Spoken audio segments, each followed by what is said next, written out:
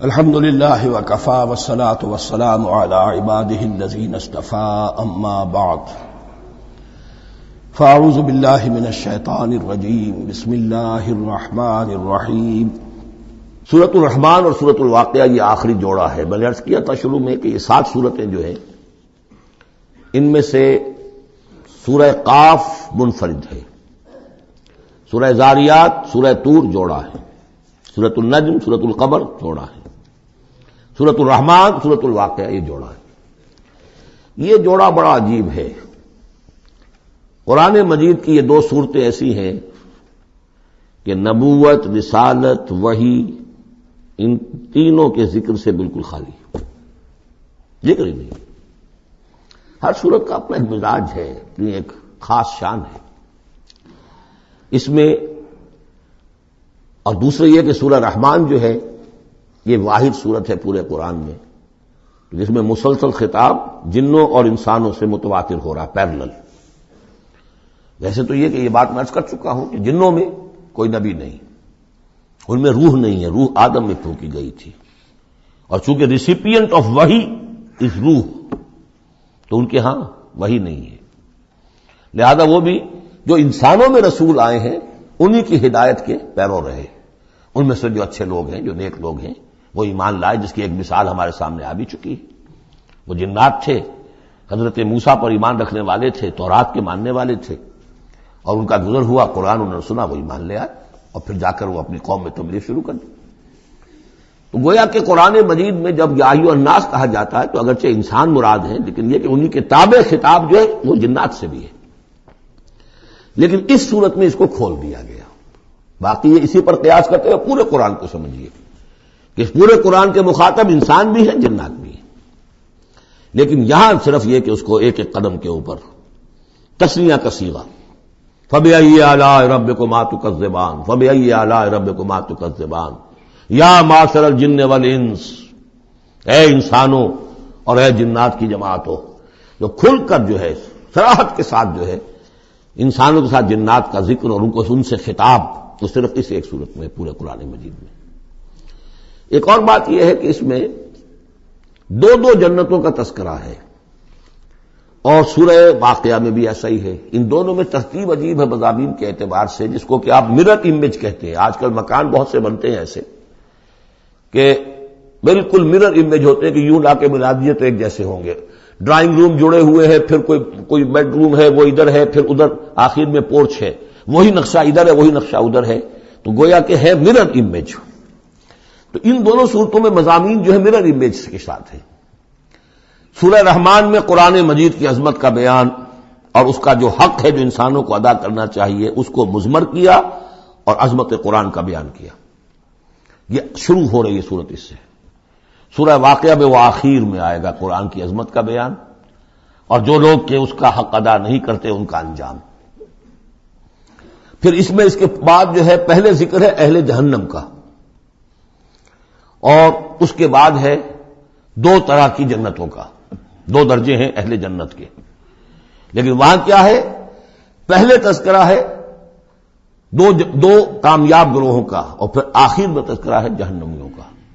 اس اعتبار سے اس میں مضامین کی بڑی گہری مناسبت بھی ہے، اور ایک مرر امیج کی ترتیب سے یہ عکسی ترتیب ان کے مضامین میں ہے۔ سورۃ الرحمن بسم اللہ الرحمن الرحیم، نوٹ کر لیجئے یہ ترجیحی جو آیت ہے اس میں 31 مرتبہ آئی ہے آیت۔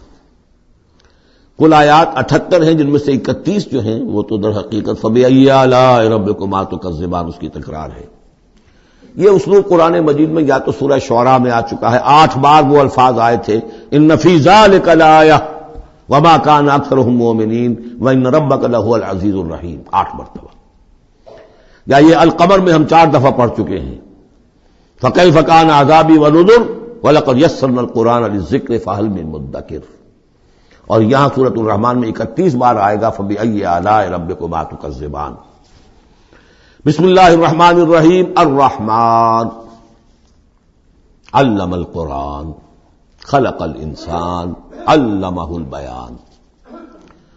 رحمان، اور یہ اللہ کا وہ نام ہے جو رحمت کے مادے سے لیکن خاص شان اس کی یہ ہے کہ جس میں ایک طوفانی کیفیت ہے اللہ کی رحمت، ٹھاٹھے مارتے ہوئے سمندر کی طرح. غضبان ہم پڑھ چکے ہیں 2 دفعہ، نہایت غضبناک حضرت موسیٰ کے لیے لفظ آیا غضبان آصفہ. تو عرب کہے گا اگر بھوک سے مر رہا ہے انا جوعان، پیاس سے مر رہا ہے انا عطشان، تو رحمان کے وزن پر بہت مبالغہ ہوتا ہے، اور اس میں ایک شان ہوتی ہے جیسے کہ طوفانی شان، طوفان وہ بھی اسی میں ہے. اور رحمان وہ ہستی کہ جس کی رحمت ٹھاٹھے مارتے سمندر کے مانند ہے. علم القرآن، اس نے قرآن سکھایا ہے. یعنی یہ کہ قرآن مجید کی عظمت کا تصور کرو، یہ اللہ کی رحمانیت کا مظہر عتم ہے، اس کی رحمت کی سب سے بڑی شان، اس کا مظہر عتم جو ہے وہ قرآن. دوسری بات یہ، اللہ کے ناموں میں چوٹی کا نام رحمان ہے، بہت پسندیدہ. رحمت کی تو ضرورت ہر شخص کو ہے. حضور نے فرمایا میں بھی مستغنی نہیں. آپ نے ایک موقع پہ فرمایا کہ کوشش جنت میں صرف اپنے اعمال کی بنیاد پر نہیں جائے گا جب تک کہ رحمت خداوندی دستگیری نہ کرے. اور حضرت عائشہ سے ہے یہ روایت. حضرت عائشہ نے پوچھ لیا، ظاہر بات ہے میاں بیوی کے درمیان ایک بے تکلفی بھی ہوتی ہے کہ کیا حضور آپ بھی؟ آپ نے فرمایا ہاں میں بھی. الا ان یتغمدنی ربی برحمتہ، میں بھی جنت میں نہیں جا سکوں گا مگر اس صورت میں کہ میرا رب مجھے اپنی رحمت سے ڈھانپ لے. تو رحمان چوٹی کا نام ہے اللہ کے ناموں میں سے. اور جو علم اللہ نے دیا انسان کو اس میں چوٹی کا علم قرآن ہے. ایک علم وہ ہے ریویلڈ نالج جس کی چوٹی یہ ہے، ایک علم ہے ایکوائرڈ نالج، رفتہ رفتہ انسان جا رہا ہے. لیکن سب سے اونچا علم، سب سے بڑا علم خلق الانسان، اسی نے انسان کو بنایا، اور اس کی کریشن کا کلائمیکس انسان ہے. تخلیق کی معراج انسان ہے. خلقتہ بیدی، ہم نے دونوں ہاتھوں سے بنایا ہے، جس میں عالم امر اور عالم خلق جمع ہو گئے. اس سے آگے علمہ البیان، جو صلاحیتیں انسان کو دی ہیں ان میں چوٹی کی صلاحیت جو ہے بیان ہے. انسان کو کہا گیا حیوان ناطق، نطق، قوت بیان. اور یہ بات ہمیں معلوم ہے کہ یہ جو انسان کا جو برین ہے، ظاہر بات ہے گوریلاز میں بھی ہے، چمپینزیز میں بھی ہے، اور بھی حیوانات کے اندر بھی ہے، گھوڑے کا بھی برین ہے. لیکن یہ برین جیسے جیسے رفتہ رفتہ لوئر اینیمل سے اوپر آپ آ کر دیکھتے ہیں، ہائیسٹ انسان کے اندر آ کر اس کا جو گرے میٹر ہے، وہ جو ہائیسٹ ایوالوڈ فارم ہے، اس میں مختلف ایریاز ہیں. یہ ویژن کا ایریا ہے، آنکھ سے جو انفارمیشن جا رہی ہے وہ پھر ڈسائفر ہوتی ہے گرے میٹر کے اس پچھلے حصے کے اندر. ہیئرنگ ایریا ہے.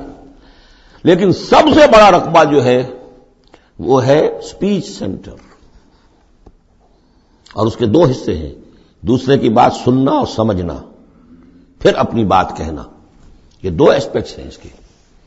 تو اسپیچ سینٹر، اس میں دونوں چیزیں آ جائیں گی، کلام کا فہم اور پھر کلام کو دوسروں تک پہنچانا. تو علمہ البیان، اللہ نے صلاحیتیں تو اور بھی دی انسانوں کو بہت سی، آنکھ بھی دی، کان بھی دیا. لیکن یہ آنکھ اور کان تو حیوانات میں بھی ہے، بلکہ بعض حیوانات کی بصارت ہم سے کہیں زیادہ آگے ہے. بعض حیوانات وہ ہیں کہ جنہیں روشنی کی بھی ضرورت نہیں دیکھنے کے لیے، بغیر اندھیرے میں بھی دیکھتے. ہم تو اندھیرے میں نہیں دیکھ سکتے. اس طرح کان، گھوڑے کا کان جو ہے اس کے کان کھڑے ہو جاتے ہیں اینٹنا کی طرح سے. اگر کہیں سے آہٹ ہو، جب یہ اب تک گھوڑ سوار نے کچھ نہیں دیکھا، کھلا سنا ہے، جب ذرا سی آہٹ کہیں کی گھوڑے نے سن لی. اس حوالے سے باقی چیزیں جو ہیں ان میں تو یہ کہ علیحدہ علیحدہ گنا جائے گا تو صلاحیتیں باقی شاید انسان سے بہتر بھی دوسرے حیوانات میں ہیں. سونگھنے کی صلاحیت کتے میں جتنی ہے ہمارے پاس تو 1/100 بھی نہیں. حیوانات میں سونگھنے کا ایریا جو ہے وہ بہت بڑا ہوتا ہے برین کے اندر. وہ سونگ کر چیزوں کو اندازہ کرتے ہیں کھانے کی ہے کہ نہیں ہے. لیکن انسان کے ہاں آ کر ہائیسٹ لیول آف برین میں یہ اسپیچ سینٹر ہے. اب یہ جو 4 آیتوں سے 3 جملے بنے، الرحمن آیت 1 ہو گئی لیکن جملہ تو نہیں بنا. الرحمن مبتدا ہے، علم القرآن خبر ہے، جملہ اب بنا. تو جملے 3 ہوئے، الرحمن علم القرآن خلق الانسان علمہ البیان. اس کو جو ریشو پروپورشن کا قاعدہ ہوتا تھا نسبت و تناسب کا حساب میں، ارتھمیٹک میں 3 ویلیوز دی گئی ہیں، چوتھی تلاش کرو. چوتھی ویلیو اس میں کیا ہے جو مضمر ہے، چھپی ہوئی ہے. انسان کو جو بہترین صلاحیت اللہ نے دی ہے قوت بیان، اس کا مصرف بھی ہونا چاہیے بہترین. اس کا بہترین مصرف یہ ہے کہ قرآن سمجھو اور سمجھاؤ، قرآن پڑھو اور پڑھاؤ. جیسے کہاوت ہے کہ توپ اس لیے نہیں بنتی کہ اس سے مکھیاں ماری جائیں، اسی طرح اتنی بڑی صلاحیت جو تمہیں اللہ نے دی ہے، اسی صلاحیت کو وکلاء استعمال کرتے ہیں. جو اچھا آرگو کر سکے اس کی فیس بڑھتی چلی جاتی. ڈیماگوگ کوئی لیڈر ہے، بڑی اچھی تقریر کر سکتا ہے، وہ مرنے مارنے پر جو ہے مجمع کو آبادہ کر دے گا، لوگوں کو آبادہ کر دے گا، وہ اپنی گردنیں کٹوا دیں گے، لیڈر بن جائے گا. تو یہ صلاحیت جو ہے اس لیے نہیں ہے کہ تو دنیا میں لیڈریاں اپنی بناؤ اس کے ذریعے سے. اس کا مصرف کیا ہے؟ قرآن سمجھو اور سمجھاؤ. یہ ہے بیان، اللہ کا بیان. اس بیان کو سمجھنا، پہلے تو اسپیچ سینٹر کا وہ حصہ جو ہے اس کو سمجھے، اور پھر اسپیچ سینٹر کا جو دوسرا جو حصہ ہے وہ اس کو بیان کرے. چنانچہ اس کو کھول کر بیان کر دیا محمد رسول اللہ صلی اللہ علیہ وسلم نے. حدیث ہے آپ کی جس کے راوی ہیں عثمان ابن عفان. دیکھیے نام کے اندر بھی وہ قافیہ مل رہا ہے. الرحمن علم القرآن خلق الانسان علمہ البیان عن عثمان ابن عفان. اب عفان کے بیٹے عثمان نے روایت کیا، حضور نے فرمایا خیرکم من تعلم القرآن وعلمہ. اور خیر یہاں پر سپرلیٹو کے سنس میں آ رہا ہے، تم میں بہترین لوگ وہ ہیں جو قرآن سیکھیں اور سکھائیں. اب سورہ قمر کے فوراً بعد یہ وَلَقَدْ يَسَّرْنَا الْقُرْآنَ لِلذِّكْرِ فَهَلْ مِن مُدَّكِرٍ الرحمن علم القرآن خلق الانسان علمہ البیان. الشمس والقمر بحسبان. یہ سورج اور چاند سب ایک حساب کے ساتھ ہیں، ان کی گردش حساب کے ساتھ ہے. اسی حساب سے دن بن رہے ہیں، راتیں بن رہی ہیں، ہفتے اور سال اور مہینے بن رہے ہیں. والنجم والشجر یسجدان. نجم جو ہے تو ستارے، سورج اور چاند کے مناسبت سے تو اس کے لیے ستارے کی مفہوم ہے، لیکن نجم جو عربی زبان میں جھاڑیوں کو بھی کہتے ہیں جو زمین میں ہوتی ہیں، کیونکہ یہ ستارے بھی زمین میں اتنے نظر آتے ہیں جیسے کہ جھاڑیاں ہوں. والنجم والشجر یسجدان، شجر کے حوالے سے اگر ترجمہ کرتے ہیں تو وہ جھاڑیاں، یہ بھی سجدہ کرتے ہیں، اللہ کے سامنے سربسجود ہوتے ہیں. ان کے سائے جیسا کہ کئی دفعہ آ چکا ہے. والسماء رفعها ووضع المیزان. اور آسمان کو اس نے بلند کیا اور اس میں رکھے ترازو. یہاں اس سے مراد وہ ترازو نہیں ہے جو کہ تولتی ہے دنیا کے اندر، اس میں بیلنس ہے، کاسمک بیلنس. آسمان اور زمین کے اندر، آسمان میں جتنے اجرام سماویہ ہیں، ان کو جو چیز تھامے ہوئے ہے، قائم رکھے ہوئے ہے، وہ ایک بیلنس ہے. جو کشش ثقل ہے، ان کی مختلف، یہ سب ایک دوسرے کو کھینچ رہے ہیں، اور ادھر ادھر سے دونوں طرف سے جو کھینچ ہے وہ ہر کرے کو اپنی جگہ پر رکھے ہوئے ہیں. یہ بیلنس جب ذرا سا گڑبڑ ہوگا اور یہ کرے آپس میں ٹکرا جائیں گے. فاصلے ہی کہیں تو ہوتا ہے conversely proportional to the distance. لہذا جو گریویٹیشنل فورس ہے، اگر ایک طرف سے ذرا فاصلہ کم ہو گیا، اس کا مطلب دوسری طرف بڑھ گیا، تلپٹ ہو جائے گا. تو یہ کاسمک بیلنس ہے. وَالسَّمَاءَ رَفَعَهَا وَوَضَعَ الْمِيزَانَ أَلَّا تَطْغَوْا فِي الْمِيزَانِ. دیکھو اس میزان میں، اس توازن میں، یہ جو بیلنس ہے یہاں کا، اس میں کوئی کمی بیشی نہ کرو، بد زیادتی کرو. وَأَقِيمُوا الْوَزْنَ بِالْقِسْطِ وَلَا تُخْسِرُوا الْمِيزَانَ. اور قائم رکھو وزن کو قسط کے ساتھ، عدل کے ساتھ، اور اس کے اندر کہیں کوئی کمی نہ کرو. نہ تطغوا نہ تخسروا، نہ کمی نہ زیادتی. کہیں فاصلہ بڑھ جائے گا تب بھی خرابی، کہیں فاصلہ کم ہو جائے گا تب بھی خرابی. والارض وضعها للانام. الفاظ کی مناسبت سے بعض لوگوں نے سمجھا کہ ترازو ہی مراد ہے، تو ٹھیک ہے، اس میں کوئی حرج نہیں ہے اگر مراد لی جائے، لیکن ترتیب دیکھیے جس طرح یہ آ رہا ہے الشمس والقمر بحسبان. اب اس کے حوالے سے یہ گویا کہ کاسموس کی بات ہو رہی ہے. اس کاسموس کی بات کے بعد نیچے اتر کے والارض وضعها للانام، تدریجاً نیچے آ رہے ہیں. اور زمین کو ہم نے بنا دیا، رکھ دیا، لوگوں کے لیے پست کر دیا، ان کے قدموں میں بچھا دیا اپنی مخلوقات کے لیے. اور مخلوقات میں انسان بھی ہیں، جنات بھی ہیں. فیہا فاکہۃ، اس میں میوے ہیں، والنخل، اور کھجوریں ہیں، ذات الاکمام، جن پر کے غلاف چڑھے ہوتے ہیں.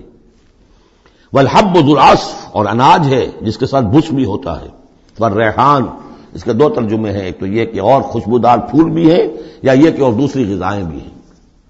فَبِأَيِّ آلَاءِ رَبِّكُمَا تُكَذِّبَانِ، عام طور پر جو ترجمہ ہے اس میں آلہ کا ترجمہ کیا گیا ہے نعمتیں، لیکن اصل میں یہاں نعمت قدرت ان دونوں کو جمع کیجیے۔ کہیں وہ نعمت کا تذکرہ ہے، کہیں اللہ کی قدرت کا ذکر ہے، اس کی قدرت کی نشانیاں ہیں۔ فَبِأَيِّ آلَاءِ رَبِّكُمَا تُكَذِّبَانِ، تو تم اپنے رب کی کون کون سی نعمتوں اور قدرتوں کا انکار کرو گے۔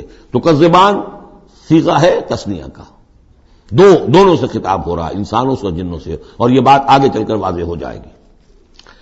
خلق الانسان من صلصال کالفخار، ہم نے بنایا انسان کو اس صلصال سے، اس سوکھی ہوئی خشک مٹی سے، وہ گارا سنا ہوا گورا، صلصال من حمإ مسنون، اور جب وہ اتنا سوکھ گیا کہ کھنکنے لگا، کالفخار، جیسے ٹھیکرا ہوتا ہے، اسے بنایا۔ وَخَلَقَ الْجَانَّ مِن مَّارِجٍ مِّن نَّارٍ، اور جنات کو ہم نے بنایا آگ کی لپٹ سے، جس کو کہ ہم اس سے پہلے پڑھ چکے ہیں سورہ ہجر میں، نار السموم، لو جیسی ہوتی ہے جس کے اندر کی آگ ہوتی ہے۔ تو ایسے ہی وہ جو فلیم ہوتا ہے، شعلہ، اس کا ایک حصہ تو ہے جو نظر آتا ہے، اور ایک حصہ وہ جو نظر نہیں آتا۔ وہ جو اوپر کا حصہ ہے وہ ہے جہاں پہ سب سے زیادہ ہیٹ ٹیمپریچر ہائیسٹ وہاں ہوتا ہے، وہ ہے مارج من نار۔ فبأي آلاء ربكما تكذبان، رب المشرقین و رب المغربین، وہ رب ہے مشرقوں کا بھی، دونوں مشرقوں کا اور دونوں مغربوں کا۔ یہ تسنیہ کی جو مناسبت سے یہاں پر مشرقین و مغربین کا، کہیں مشارق والمغارب ہے، رب المشارق والمغارب، کہیں مشرق و مغرب ہے، اور یہ سب ٹھیک ہے، مشرق و مغرب واحد کی حیثیت سے بھی درست ہے۔ اور مشرقین اور مغربین، اس وقت کا جو مشرق ہے جہاں سورج نکل رہا ہے، اس کے مقابلے میں مغرب ہے جہاں وہ ڈوبے گا، لیکن وہی مغرب وہ مشرق ہے دوسرے، ہمارا جو پیچھے جو حصہ ہے گلوب کا، اس کا مشرق ہے، اور جو ہمارا مشرق ہے وہ اس کا مغرب ہے۔ تو دو مشرق دو مغرب۔ پھر یہ کہ ہر نقطہ جو ہے زمین پر وہ مشرق بھی ہے مغرب بھی ہے، کسی نہ کسی وقت وہاں پر سورج جو ہے طلوع ہو رہا ہے، کبھی وہاں پر غروب ہو رہا ہے، تو مشارق والمغارب۔ لیکن یہاں پر تسنیہ کی مناسبت سے رب المشرقین و رب المغربین، دونوں مشرقوں کا رب مالک اور دونوں مغربوں کا۔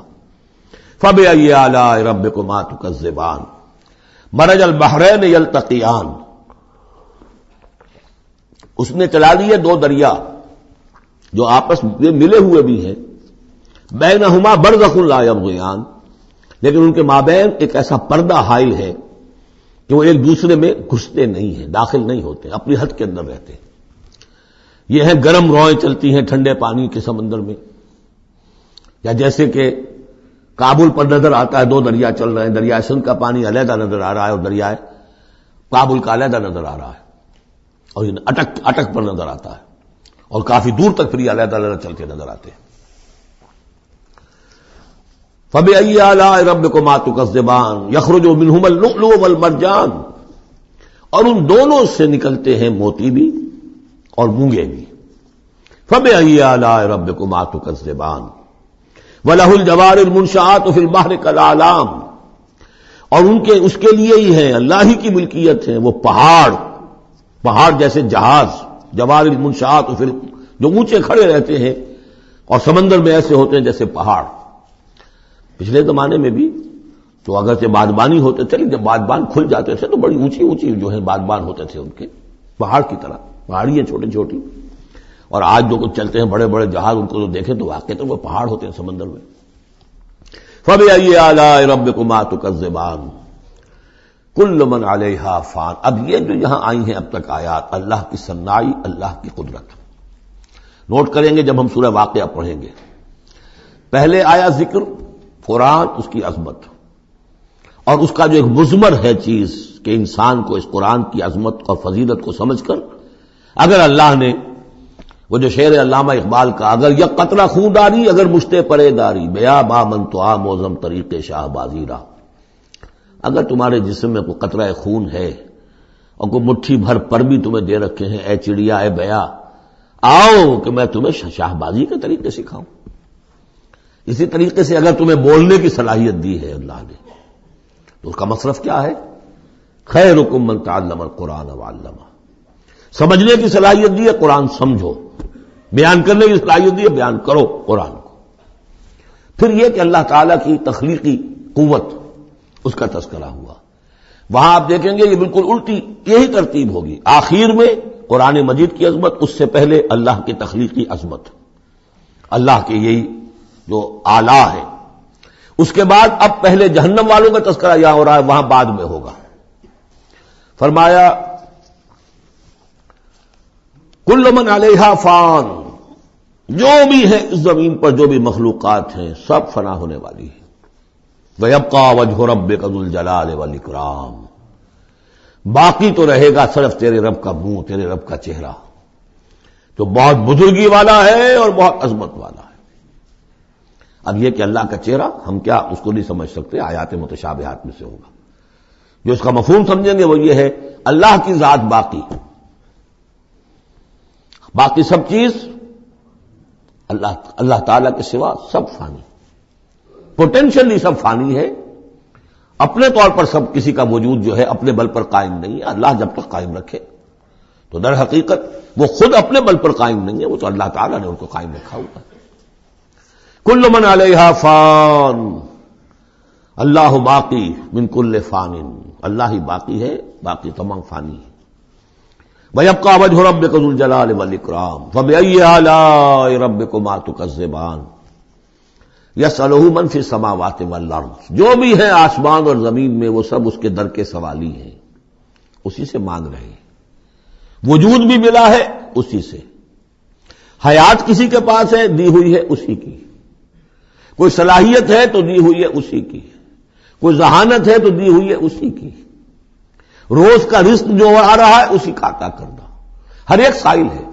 جو سورہ محمد میں ہم نے پڑھا کہ تم سب فقراء ہو واللہ هو الغنی وانتم الفقراء، تم سب کے سب محتاج ہو، تمہارا وجود مستعار، تمہاری حیات مستعار. تمہیں علم جو دیا اس نے دیا جتنا دیا. فلا یحیطون بشیء من علمہ الا بما شاء، تو تمہاری کیفیت یسألہ من فی السماوات والارض، اسی سے مانگتا ہے جو بھی ہے آسمانوں میں اور زمین میں. کل یوم ھو فی شان، وہ ہر دن ایک شغل میں ہے، اس کی ایک مصروفیت ہے. یا میرے نزدیک اشارہ ہے اسی بات کی طرف، یدبر الامر من السماء الى الارض ثم يعرج الیہ فی یوم کان مقدارہ الف سنۃ مما تعدون.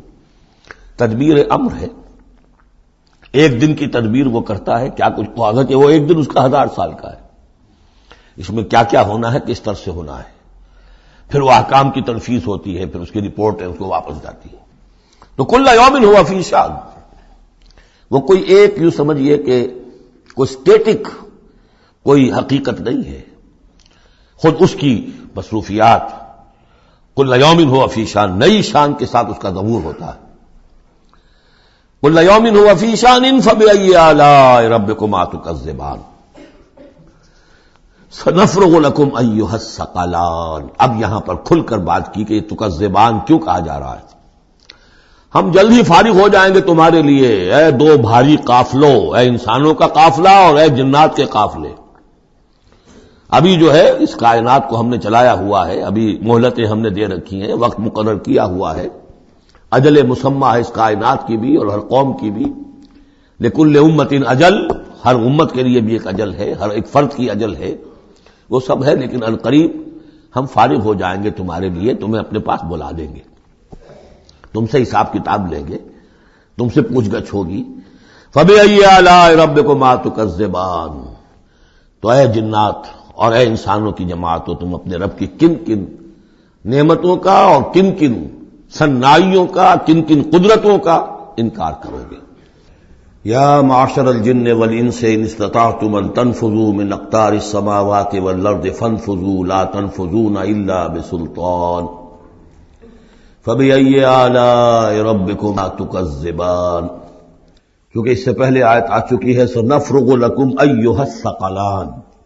دو بھاری قافلے جو ہیں اللہ تعالیٰ کی مخلوقات میں سے، ایک قافلہ انسانیت اور ایک قافلہ جو جنوں پر مشتمل ہے.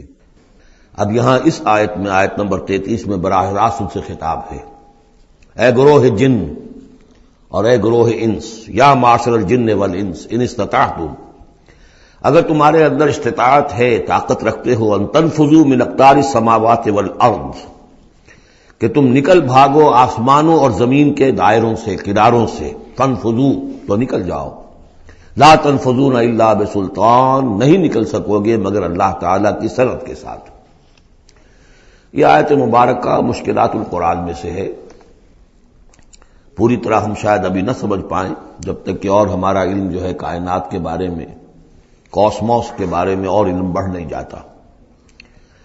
لیکن یہ کہ عام طور پر یہ سمجھا گیا ہے کہ یہ انسان اور جن جو ہیں ایک حد تک ان کی رسائی ہے اس کائنات کے اندر، اس سے آگے نہیں۔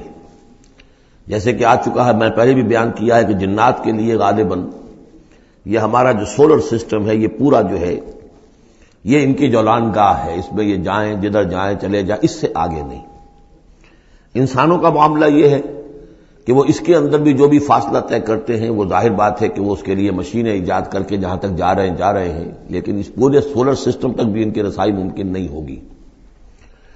لیکن یہ کہ ایک گمان میرا ہے جو میں آپ کے سامنے پیش کر رہا ہوں کہ قرآن مجید جب آسمانوں اور زمین کی بات کرتا ہے تو وہ مراد ہوتی ہے کل کائنات، کل یونیورس، اور کل یونیورس کے کناروں سے نکل بھاگنا، اس کے کیا معنی ہے؟ اس کے معنی یہ ہے معدوم ہو جانا، یعنی یہ کہ جہنم میں پڑنے والے چاہیں گے کہ ہم معدوم ہو جائیں۔ کاش کہ جیسا کہ ہم نے پڑھا تھا سورہ نساء میں، فَكَيْفَ إِذَا جِئْنَا مِن كُلِّ أُمَّةٍ بِشَهِيدٍ وَجِئْنَا بِكَ عَلَىٰ هَٰؤُلَاءِ شَهِيدًا، اس روز انسان چاہیں گے کہ اس طرح زمین شق ہو جائے، وہ اس میں دھس جائے اور زمین اوپر سے برابر کر دی جائے۔ یہ تو ہوگا یوم الحساب کو۔ لیکن سوال یہ ہے کہ من اقطار السماوات والارض، تمام آسمانوں اور زمین کے کناروں سے نکل بھاگنا، معدوم ہونا، یہ بھی بس میں نہیں ہے۔ اللہ کے اذن سے ہی ہم بنے ہیں، ہمیں وجود عطا ہوا ہے، اور اللہ ہی کا اختیار ہے جو ہمیں معدوم کر سکتا ہے۔ ہم لاکھ چاہیں کہ معدوم ہو جائیں، معدوم نہیں ہو سکتے، یہ بھی ہمارے اختیار سے باہر ہے۔ اذن رب ہی ہو تو ہم معدوم ہوں بغیر اذن رب۔ یہاں پر ویسے جو الا بسلطان، اللہ کا حکم، اللہ کی مرضی، اللہ کی سند، اس طرح کی کوئی بات ہے، اگرچہ عام طور پر بات وہ سمجھی گئی ہے جو پہلے میں نے بتایا، میرا گمان یہ ہے واللہ عالم۔ بہرحال مشکلات القرآن میں سے ہے۔ فَبِأَيِّ آلَاءِ رَبِّكُمَا تُكَذِّبَانِ، تو تم اپنے رب کی کن کن نعمتوں اور کن کن صناعیوں اور کاریگریوں اور کن کن قدرتوں کا انکار کرو گے۔ یرسل علیکما شواظ من نار، تم پر پھینکے جائیں گے شعلے بھڑکتے ہوئے آگ کے، ونحاس، اور دھواں ملا ہوا، وہ آگ جس میں کہ دھواں ملا ہوا ہو، فلا تنتصران، پھر تم بدلہ نہیں لے سکو گے۔ فَبِأَيِّ آلَاءِ رَبِّكُمَا تُكَذِّبَانِ فَإِذَا انشَقَّتِ السَّمَاءُ، جب آسمان پھٹ جائے گا، فَكَانَتْ وَرْدَةً كَالدِّهَانِ، تو ایسے ہو جائے گا گلابی رنگ کا جیسے کہ تیل کی تلچھٹ ہوتی ہے۔ جب تیل کو صاف کیا جاتا ہے تو اس کے نیچے جو تلچھٹ رہ جاتی گلابی رنگ کی۔ فَبِأَيِّ آلَاءِ رَبِّكُمَا تُكَذِّبَانِ فَيَوْمَئِذٍ لَا يُسْأَلُ عَنْ ذَنبِهِ إِنسٌ وَلَا جَانٌ، تو اس روز کوئی پوچھنے کی ضرورت نہیں ہوگی ان کے گناہوں کے بارے میں، نہ انسانوں سے نہ جنوں سے۔ اللہ تعالیٰ پوچھے گا، حساب کتاب بھی ہوگا، لیکن یہ کہ اپنی جگہ پر ہر ایک کے چہرے پر لکھا ہوگا اس کا انجام۔ بل الانسان علی نفسہ بصیرہ، چنانچہ کئی جگہ قرآن مجید میں نقشہ کھینچا گیا ہے، میدان قیامت میں جب لوگ کھڑے ہوں گے، کچھ لوگوں کے چہرے تر و تازہ ہوں گے، کچھ لوگوں کے اوپر مردنی چھائی ہوئی ہوگی، جس کی مثال بہترین ہوتی ہے ہائی سکولز کے اندر۔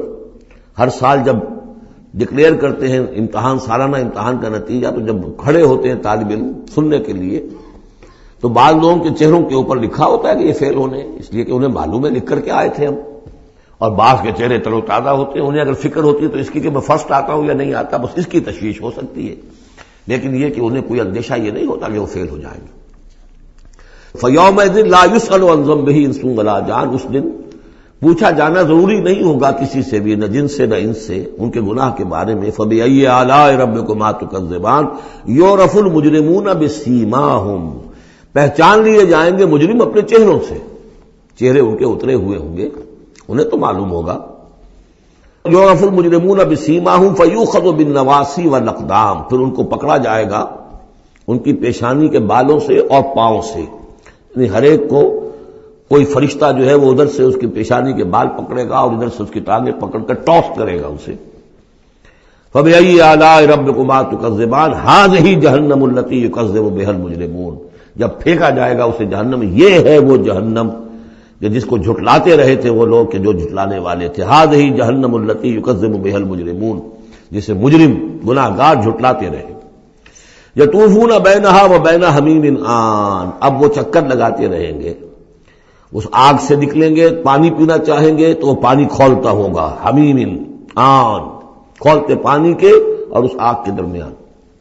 فَبِأَيِّ آلَاءِ رَبِّكُمَا تُكَذِّبَانِ، اب یہ تو اہل جہنم کا انجام ہے جو یہاں بیان ہو گیا۔ یہاں جنتیوں کے انجام سے پہلے ان کا بیان ہے، سورہ واقعہ میں پہلے جنتیوں کا بیان آئے گا اور پھر اہل جہنم کا بیان آئے گا، ترتیب عکسی۔ وَلِمَنْ خَافَ مَقَامَ رَبِّهِ جَنَّتَانِ، اور جو بھی اپنے رب کے حضور میں کھڑے ہونے سے ڈرتا رہا، لرزا و ترسا رہا، اس کے لیے دو جنتیں ہیں۔ یہ دو جنتیں کیوں کہی گئی؟ اس کے لیے جو توجیہ میری سمجھ میں آئی ہے اس میں مجھے خاصا اطمینان ہے، انشراح ہے کہ جنتیں جو جنوں کے لیے ہوں گی وہ علیحدہ جنت ہے، انسانوں کے لیے علیحدہ ہے۔ ظاہر بات ہے دونوں کے احساسات جدا ہیں، دونوں کے ذوق جدا ہیں، دونوں کے مذاق جدا ہیں، لہذا ایک جنت ہے کہ جو انسانوں کے لیے ہے اور ایک جنت ہے کہ جو جنات کے لیے ہے۔ ایک ہی طرح کی چیزیں ان دونوں کے لیے پلیزنٹ اور ان دونوں کے لیے جو ہو سکتی ہیں مسرت اور سرور آمیز، وہ ایک طرح کی نہیں ہو سکتی، ان کے تقاضے مختلف ہوں گے۔ تو لمن خاف، جو ڈرنے والے ہیں ان کے لیے جنتیں فراہم کر دی اللہ نے، وہی تسلیہ کا صیغہ ہے چونکہ یہاں جنوں اور انسانوں سے خطاب ہو رہا ہے مسلسل۔ یہ جو جنتان ہوں گی یہ ابتدائی جنتیں جن کا ذکر یہاں ہو رہا ہے، اس کے بعد دو اور جنتیں ہوں گی، تو جنتیوں کے دو درجے ہیں، ان میں جنات بھی ہوں گے انسان بھی ہوں گے، تو چار ہو گئے۔ کمتر درجے کے جنتی انسان اور جن دو، اور برتر درجے کے جنتی انسان اور جن دو، تو دو اور دو چار۔ تو یہاں پر اس سورہ مبارکہ میں چار جنتوں کا ذکر ہے۔ پہلے یہ کمتر درجے کے جنتیوں کا ذکر ہو رہا ہے۔ وَلِمَنْ خَافَ مَقَامَ رَبِّهِ جَنَّتَانِ فَبِأَيِّ آلَاءِ رَبِّكُمَا تُكَذِّبَانِ ذَوَاتَا أَفْنَانٍ، اس کی بہت سی شاخیں ہوں گی اس جنت کی۔ فَبِأَيِّ آلَاءِ رَبِّكُمَا تُكَذِّبَانِ فِيهِمَا عَيْنَانِ تَجْرِيَانِ، ان دونوں میں چشمے ہیں۔ اب عینان، ایک ایک جنت میں ایک ایک چشمہ ہے جو بہہ رہا ہے۔ فَبِأَيِّ آلَاءِ رَبِّكُمَا تُكَذِّبَانِ، اپنے رب کی کون کون سی نعمتوں کو جھٹلاؤ گے۔ فِيهِمَا مِن كُلِّ فَاكِهَةٍ زَوْجَانِ، اور ان دونوں میں ہر طرح کے جو میوے ہیں ان کی دو دو قسمیں ہیں، جوڑے ہیں۔ فَبِأَيِّ آلَاءِ رَبِّكُمَا تُكَذِّبَانِ مُتَّكِئِينَ عَلَىٰ فُرُشٍ بَطَائِنُهَا مِنْ اسْتَبْرَقٍ وَجَنَى الْجَنَّتَيْنِ دَانٍ، اور وہ وہاں تکیہ لگائے ہوں گے، سہارا لگائے ہوں گے ایسے فرشوں پر کہ جن کے استر بنے ہوئے ہوں گے گاڑھے ریشم کے، استر ہوں گے گاڑھے ریشم کے، تو جو ان کا اصل جو اوپر کا حصہ ہوگا وہ کس شے کا ہوگا، گویا کہ وہ تمہارے تصور سے باہر ہے۔ وَجَنَى الْجَنَّتَيْنِ دَانٍ، اور دونوں جو باغ ہیں دونوں جنتوں کے، ان کے جو پھل ہیں میوے وہ جھک رہے ہوں گے نیچے کو ہوں گے تاکہ آرام سے جنتی جو ہے جو چاہے حاصل کر لے۔ فَبِأَيِّ آلَاءِ رَبِّكُمَا تُكَذِّبَانِ فِيهِنَّ قَاصِرَاتُ الطَّرْفِ، ان جنتوں میں ہوں گی وہ عورتیں کہ جن کے نگاہیں نیچے جھکی ہوئی ہوں گی۔ عورت کے اندر شرم اور حیا جو ہے اس کا خاص زیور ہے، یہ خود اس کے حسن کا ایک حصہ ہے۔ تو نگاہوں کا نیچا ہونا یہ اصل میں حیا اور شرم کی علامت ہے، نیچے نگاہ والی۔ لم یطمثن انس قبلہم ولا جان، ان کو چھوا نہیں ہوگا اس سے پہلے نہ کسی انسان نے نہ جن نے، ان سے پہلے۔ یعنی ظاہر بات ہے کہ جو جنوں کی جنت ہے اس میں ان کی مناسبت سے ان کے لیے بیویاں ہوں گی، اور جو مردوں کی انسانوں کی جنت ہے ان کے لیے ان کی مناسبت سے ہوں گی، اور وہ جو ہوں گی جو جنت جنات کی ہے ان میں جو بھی ان کے لیے ہوں گی ان کی بیویاں انہیں بھی کسی جن نے پہلے چھوا نہیں ہوگا، اور اسی طرح انسانوں کے لیے جو جنت ہوگی اس میں جو ان کو بیویاں دی جائیں گی ان کو کسی انسان نے پہلے نہیں چھوا ہوگا۔ فَبِأَيِّ آلَاءِ رَبِّكُمَا تُكَذِّبَانِ كَأَنَّهُنَّ الْيَاقُوتُ وَالْمَرْجَانُ وہ جو ہوں گی بیویاں دی جائیں گی ان جنتوں میں وہ ایسے ہوں گی جیسے لال اور مونگے. فبأي آلاء ربكما تكذبان هل جزاء الإحسان إلا الإحسان. کیا احسان کا، بھلائی کا، نیکی کا بدلہ احسان اور بھلائی کے سوا بھی کچھ ہو سکتا ہے؟ ان لوگوں نے اللہ کے لیے، اللہ کے دین کے لیے، اللہ کے احکام کی پابندی میں جو کچھ بھی انہوں نے محنتیں کی، کوششیں کی، اب ظاہر بات ہے کہ اللہ تعالیٰ کو اس کا بدلہ انہیں دینا ہے انہی صورتوں میں. وَمِن دُونِهِمَا جَنَّتَانِ، اور ان سے پرے دو جنتیں اور ہیں.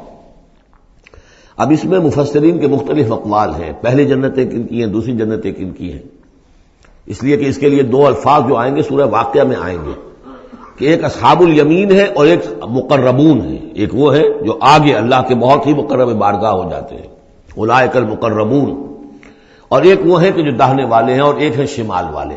تو ایک تو ہے بنیادی، یہ گمراہ تھے، یہ جہنمی، یہ نیک تھے، اور یہ جو ہے جنتی ہیں. لیکن ایک ہے بہت آگے والے، فالسابقون السابقون اولئک المقربون، وہ لوگ جو آگے نکل جانے والے ہیں، وہ جو بلند تر نیکیوں والے ہیں، بلند تر مقامات والے ہیں.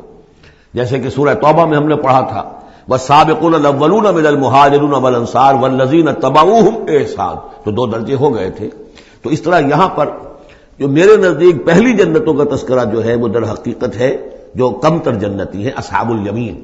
اور اب جو تذکرہ ہو رہا ہے وہ ہے جنت ان کی کہ جو مقربین بارگاہ ہیں، سابقین.